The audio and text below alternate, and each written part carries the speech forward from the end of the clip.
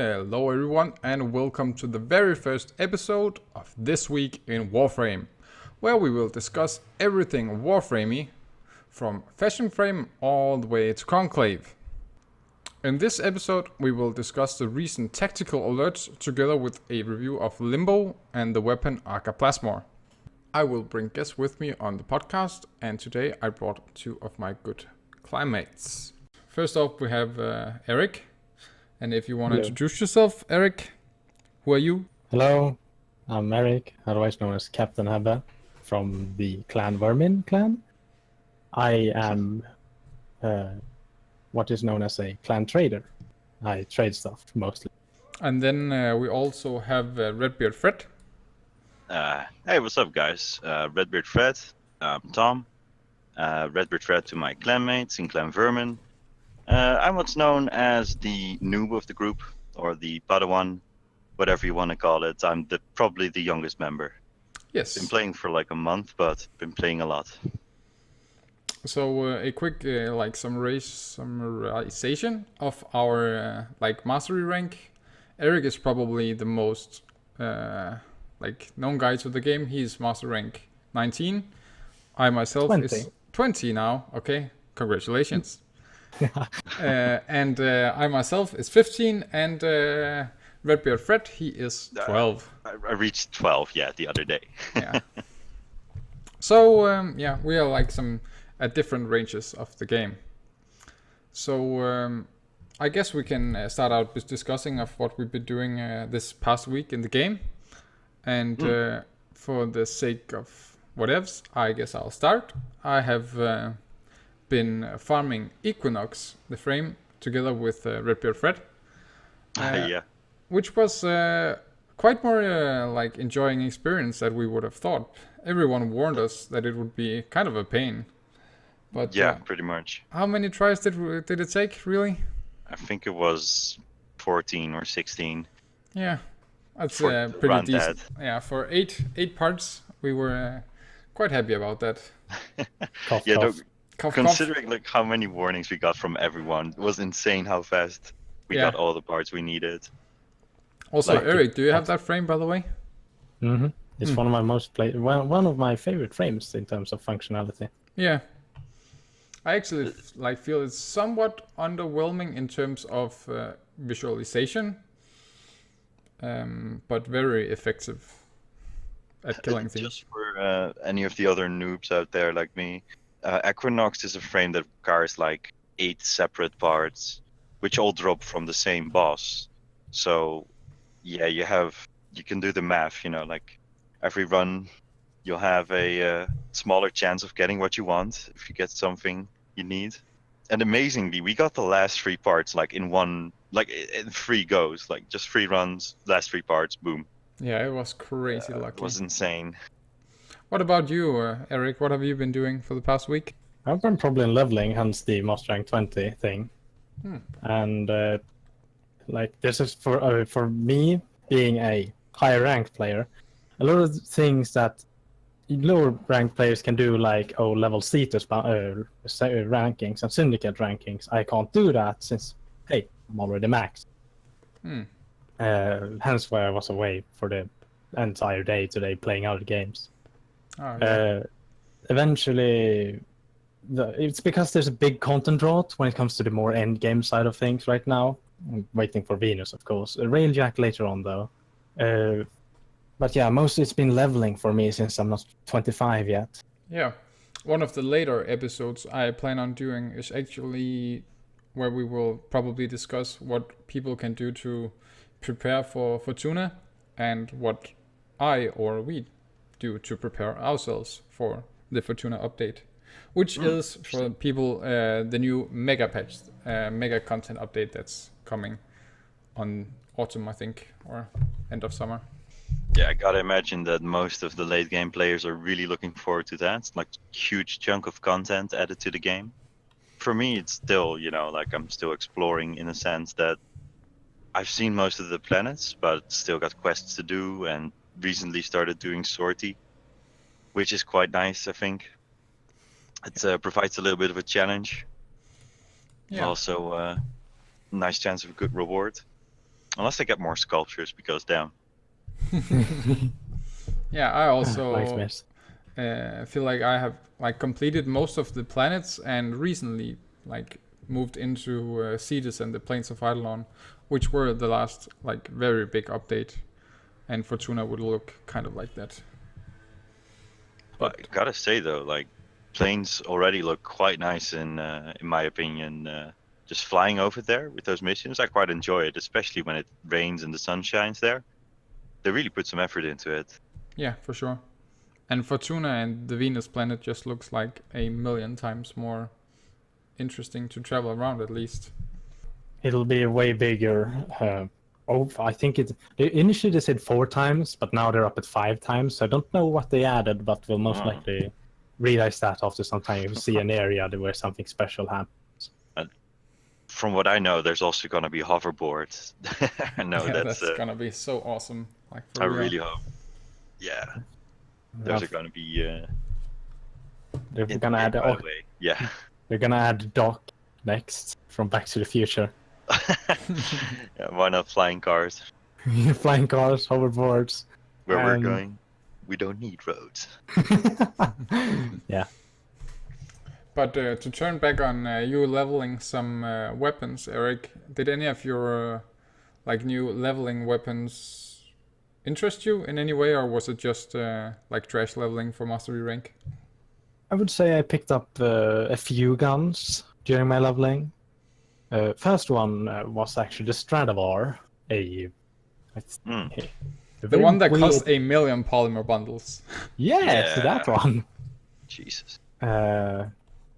No, I initially was like, oh, this is weird. It's like a normal assault rifle, but it's got a single fire mode.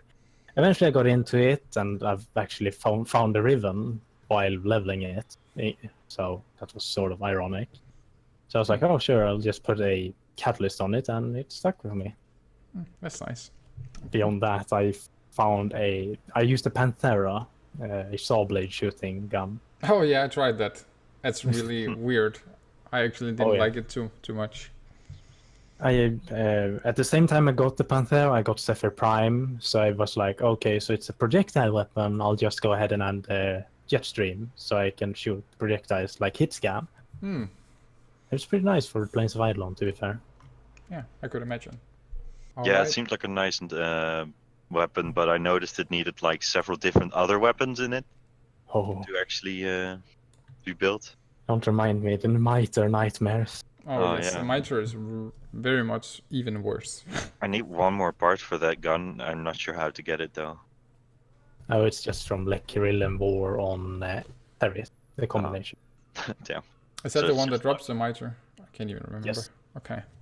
They drop Frost and Mitre since they switched around. Before it was Trinity and Oh. Mitre coming from them on Mars, but then they switched it around, so they dropped Frost instead.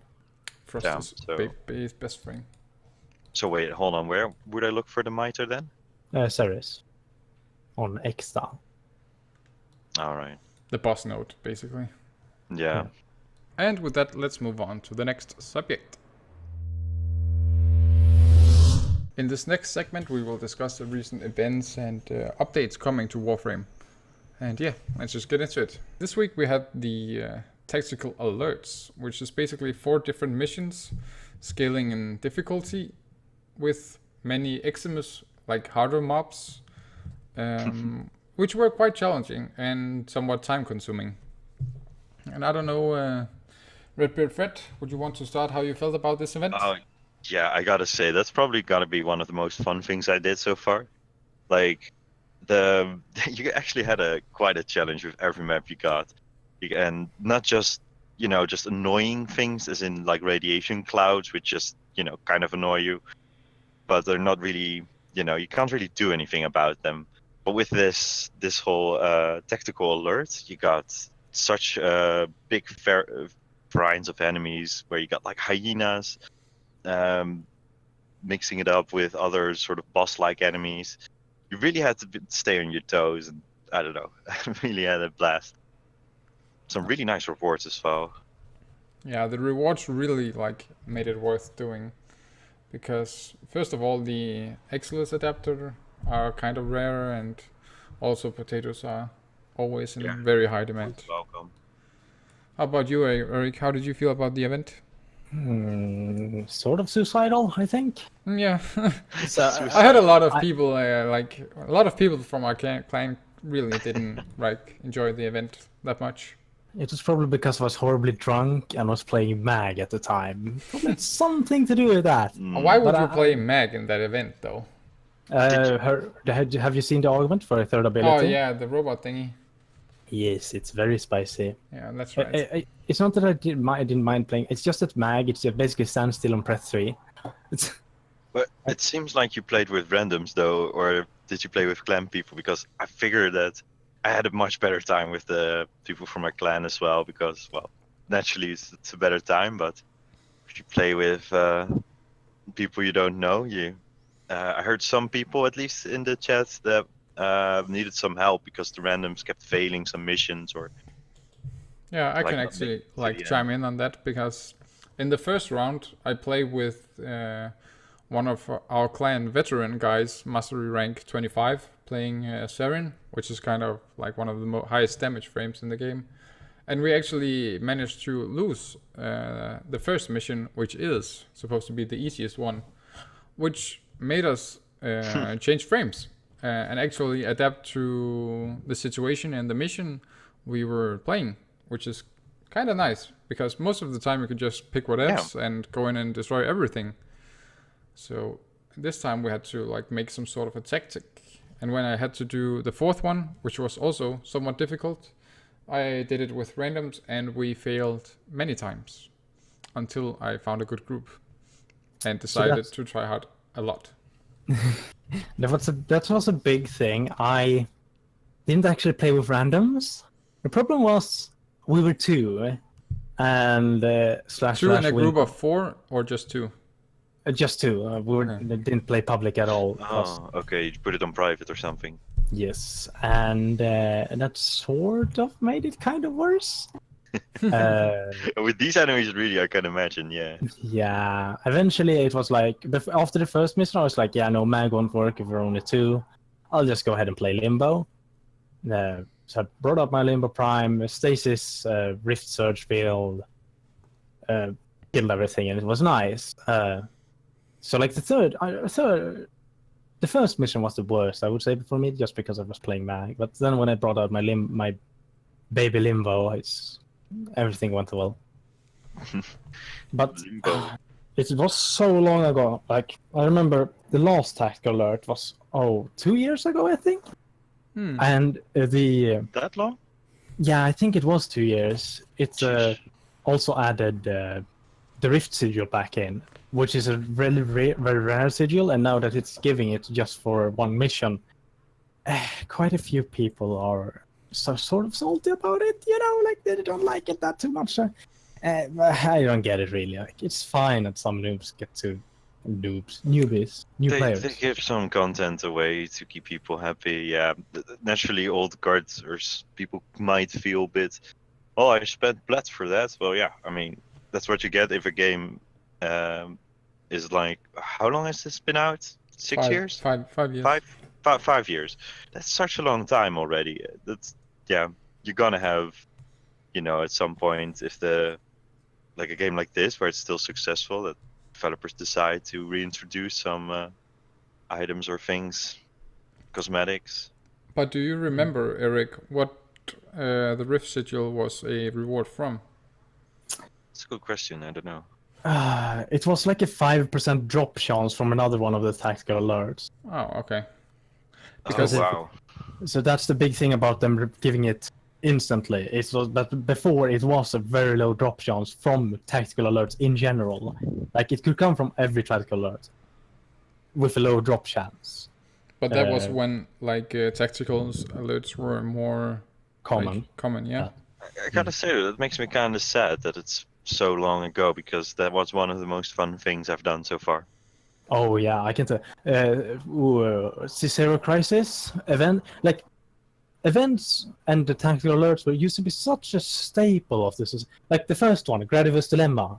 Jesus Christ, the fucking community got pissed off about that because it was like Corpus versus Grenade. It was the beginning of invasions. How they added that in, and it was basically, oh, do you know the Mars has a mission named Gradivus, and it was surrounding that planet and that node, where it was basically like, oh, Corpus versus Grineer, except that you got, if you sided with the Grineer, you would get the Brak and the Machete, I think it was. Huh. Or Machete Wraith, one of those. And if you sided with the Corpus, you would get the Detron and Prova Vandal, or regular Prova, I still don't remember. It ended up with, and it has a secondary rule that if you sided with the losing side, you would just get blueprints. No, you would get blueprints of the items, not the actual items. There's actually a YouTuber named A Gay Guy Plays who had complained about that quite recently. But that's the big thing about that. It made such a huge disturbance in the community. Everybody was like, "Oh no, we gotta help the Corpus because they are what is it called? They're trying to defend. They're trying to defend the citizens of this place. And oh no, we should help the Grineer because they want to get the Tenno cryostasis pods back." That was basically the Gradivus dilemma. It was the colony being taken over, and there's still being stasis pods there. And it was like, it was basically a huge political debate inside this game. Kind of interesting, though. Yeah. Yes. It doesn't really sound like a bad idea, though. No, I have waited so long for that to come back. Now that I've seen this tactical alert, I really hope for something like that to come back, where it is a choice between between two or more factions. It can be three, like, hey, you can side with Stalker, I don't know. Like, we don't really have three, unless you want to like party with the Infested, I guess. Or Orokin or Stalker, but yeah. That does sound interesting, though, like actually siding with parts. Yeah. But it does sound a bit like the community got a bit really divided. Yes, If I it hear did. correctly. Like, It was. who It really was got mad at each other, or No, it got really divided, but on a good way. Like, everybody was debating. It wasn't like it was more like a verbal debate. fights. Yeah, everybody was debating constantly. Like, should we do this? Should we do that? Come on, this is what we should do. And there was less name calling and more just debating. A lot of debating. That's actually very interesting. And now with invasions added back, it's like, oh, we have to we'll side with the side that's the closest to get their invasion, special invasion missions. We can get that shit. Basically. If they add something back like that, I would. That's probably one of my favorite things of the game that happened in the game so far. Like invasions with actual choices, you mean? Yes. Like, yeah. Yes, Yeah. event invasions basically, and that or dark sectors. But we know it's been 2 years since that got taken out, so that's probably not coming back in like another 2 years. Dark I do sectors. not know what that is, so. Nope. Dark sectors. I can explain it quite quickly. It's Dark Sectors is this sort of PvP game mode where you could where clans and alliances could take over nodes. That's the remnants are the Dark Sector missions, if you've seen those. I think so, yeah. The one with increased rewards, basically. Yes, XP and rewards. That could be taken over by alliance and clans, and they could take taxes out of those missions. And then they could hire mercenaries for like, oh, you do this mission once, you get 100,000 credits.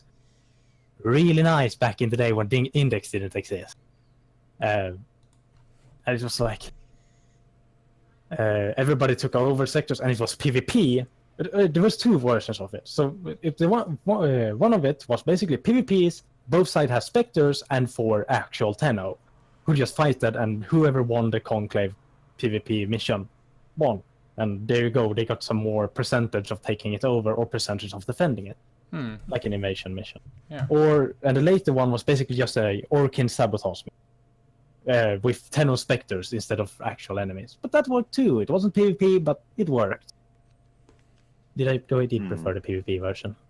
As a new player, I could see how this game could. Well, PvP is, first of all, it's like really hard to balance. Oh. But I think the way they're doing it now with the sorry, what's it called? Conclave, yeah. I've only tried it a few times. It's fairly decent since you don't need any mods. But I could see how like spicing it up with at least something, a larger goal to work towards would be would be maybe a nice addition. I'm not sure though how So- intense that would be for their team, because it's PvP is always very resource intensive Oh to yeah. balance it, to make it actually work proper. They've done a good done it well right now. As long as you don't go up against an Ignis or Ignis Wraith, you're pretty well balanced in the game. Yeah, that's true. Like everything is nerfed to being a puny gun, basically, Mm. Yeah, pretty much. and everyone is equipped with a puny gun to tickle each other to death, basically. Yeah, basically. What I could see for now is like they're very good. DE's very good at what they do. Is mostly a PvE experience. They're very good at that. But if they were to focus on something like PvP, I think they want to do it like give it a little bit more incentive. Because right now the Conclave, I think it provides some nice cosmetics, but apart from that, it's really up to taste. Like, do you want to play that PvP mode or not? I personally, it's okay, but I don't really play it for too long. Yep. Because I don't know. I play it occasionally too. Yeah, but I will end it here. We will save the in-depth conclave talk for another podcast or another episode, Very well. where we can go in depth of the different weapons and viability of these. Bratan for the win. And yeah, let's move on to the next subject. Gun.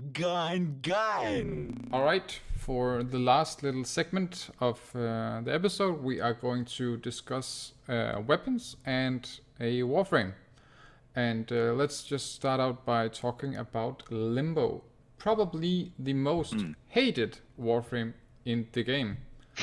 And yeah, Eric, why do you think that? Well, so the biggest problem with Limbos that I've found is that most people who use him when I meet them are people who are leveling him just to throw him away. Or it's people, so basically they're just leeching, not doing anything in the rift. Or they are people who didn't read the descriptions and are just spamming their abilities all over. That happens a lot. And it happens to other frames too. It's just that it's way more noticeable with Warframe. Yeah, With Limbo. Yeah, one thing I can add to that is that he is probably the most unintuitive Warframe of the whole bunch I've played.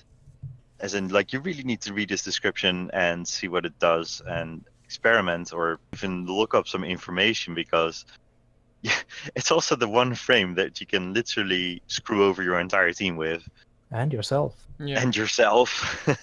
and Especially if you don't know what you're doing. yeah, one of the things I also like people hate it a lot, especially maybe new players, is because if you don't know him, he can place you in limbo, quite clever, Yeah. which makes you unable to basically do anything to the real world, and you can like roll out of the rift. But if you're like somewhat new or haven't played Limbo yourself, you don't know this, so you're basically stuck in limbo for 10 to 20 seconds doing nothing. Before you hit the keyboard in frustration and accidentally roll out of it. Yeah, and that is yeah, quite painful experience. And people who, like Eric said, played Limbo for the first time will just use his number one, which takes you to Limbo a lot to like nuke people as well. And if you hit someone, they will be placed in Limbo to never Oh, yeah. escape, and it doesn't feel good. And that Nope. that goes back to the thing about meeting either an experienced or inexperienced Limbo, is that if you're going with an experienced Limbo, like me, I always say, if I see somebody who's like lower than master rank 15 on the team, just, yeah, because in general they probably haven't played Limbo then. I just tell them that, if everything goes cell shaded or looks weird and you can't damage anything, just press, just roll. Yeah, since you've been like have a set of builds for Limbo, Eric, what do you think is his like primary strong points of the frame? So the strongest part about him wasn't originally intended by DE.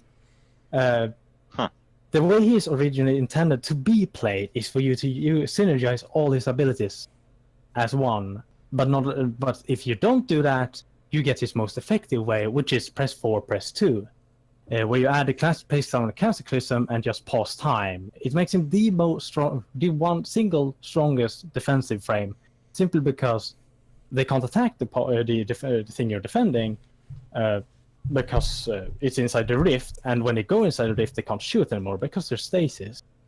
If you're playing with teammates, this tends to mess with them though, but this is the most effective way. Simply, yeah, because it's just a good CC and defense in general. Also, if you max out the range on the Rift, it actually deals like a somewhat substantial amount of damage, at least in lower levels beneath like 40, I think. There are a few nuke versions of Limbo you can do that with. Yeah. Yes. Which is also What quite powerful. What I could say for like the saving grace for Limbo for me was the fact that you can do those treasure hunting levels from Maru or anything where with lasers perfectly with Limbo. He doesn't give a shit. Like he'll just go into the void pretty much, and you'll just run through everything, through every laser, through every like ice surface that normally slows you down, and not have a care in the world. Just walk to the treasure and walk out again. But I don't know. That was a really nice thing to discover. Yeah, also He is spies pretty missions, right? That's also since he doesn't get detected by things. I Also get the Spies. quite nice. lower level, I think, or Yeah. Corpus maybe. Yes, Corpus Spies is his most favorite ones. You can use him for Grineer Spies because not a lot of people realize this. You can actually pause those camera thingies. Even if it does do damage, they're still paused so they don't alert it if you do it correctly. I think Quite it's a nice tip. I can't remember if it's press 4 or press 1. One of those two will make them not alert, basically. Oh. Make sure you have the stasis active before so you don't get to... Because otherwise they take damage and they alert because you haven't paused time. So he is really nice for I just take him for any spy if I don't feel up for it. Otherwise I just go Atlas like normal. Atlas is the People most... can't ring the alarm when they're dead. That's Yeah. true. All right. I guess we will move on to the weapon discussion. And today we chose Arca Plasmor, one of the dojo guns, one of the most liked guns or shotguns in the game by a lot of people at least. And I know you recently got it, Redbeard Fred. Mm-hmm. How do you like it? Oh damn! Yeah, I think it's the first primary weapon where I instantly fell in love with, pretty much. Where I was like, I can't wait to rank this up so I can put a potato in it. Yeah, because before that I only have the Lex Prime that I potatoed and a melee weapon, the Guandao. But this, the Arca Plasmor, yeah, definitely. I don't know. It feels good to handle, deals solid damage, and I gotta say it really helped me pull through. Like at some point when I reached Sedna, pretty much there was like you could feel the enemies getting stronger and me. You need to get over a bump pretty much, and I really feel like the Arca Plasma pretty much did that for me. After that, I was pretty much able to go to sortie or hunting on the plains of Eidolons. Which mean bounties, Yeah, really nice gun. Yep. What about you, Eric? Have you been using the Arca Plasmor? I used it initially when it came out. It sort of actually fell into the category of the optical for me. I do not enjoy weapons that are too strong, and simply because I can put. Yeah. I played with the Grimlock with a Riven for God knows how long, and that's not a strong weapon, but I enjoyed it because it wasn't too strong. The big thing I tend to do with Arca Plasma is just put vicious spread on it and as much multi-shot as I can with Vigilante Armament and Hell Spread? I can't remember its name. The multi-shot one, or yeah, Hell's Scream or something.